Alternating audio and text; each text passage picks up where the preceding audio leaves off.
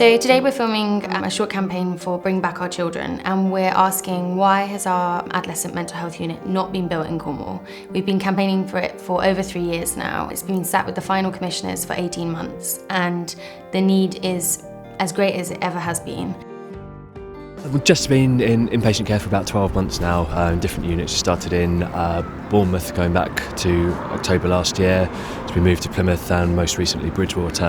For Jess, there's no plan B for that distance. If sort of reintegration and extending leave over a period of time doesn't work, there are no other options. There's no other way of doing it. So when it doesn't work out, where do you go? What do you do? And it just makes the stay longer and the chances of a successful return home all the harder.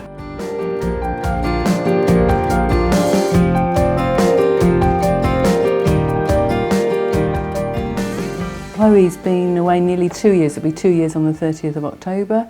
We have travelled 24,000 miles to see Chloe and spent a few £1,000s on accommodation and everything else. We have to spend money on accommodation, mainly because we can visit Chloe twice over 2 days, but we have to stay over because she's so far away. We can't drive up, visit, and then drive back in a day. That's impossible. Just to drive, if there's no traffic, would be about 5 hours, but because you have to stop, it takes usually about 6. The longest it's taken us is 8, when we got caught up in a load of traffic around the M25, and then another load when we came back to Cornwall. The decision to send young people out of the county to beds in other counties just doesn't make any sense. It doesn't make sense emotionally, it doesn't make sense financially. You wouldn't send a 15-year-old who is in good health hundreds of miles away from their family, and why would you do that to somebody who has mental health issues? Just having home leave, that's denied to all the young people that are in exile.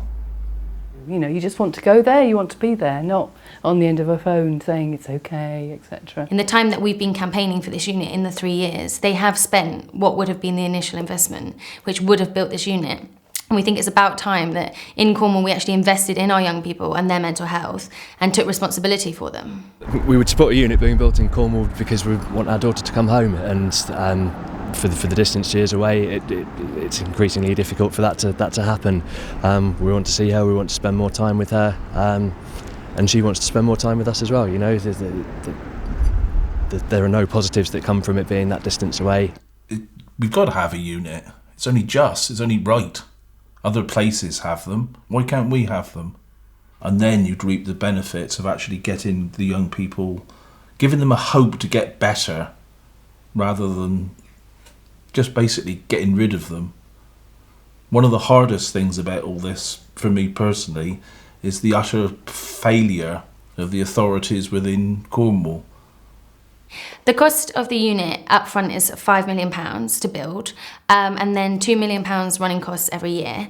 But our local authorities are spending £3.5 million minimum currently on sending 10 to 15 young people out of the county at any one time to be cared for across the country at huge cost to those people and to their families.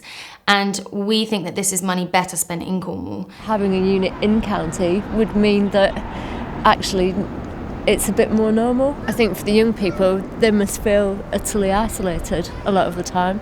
It would be so much easier if they could see family and friends, in small bite-sized chunks as they progress to recovery.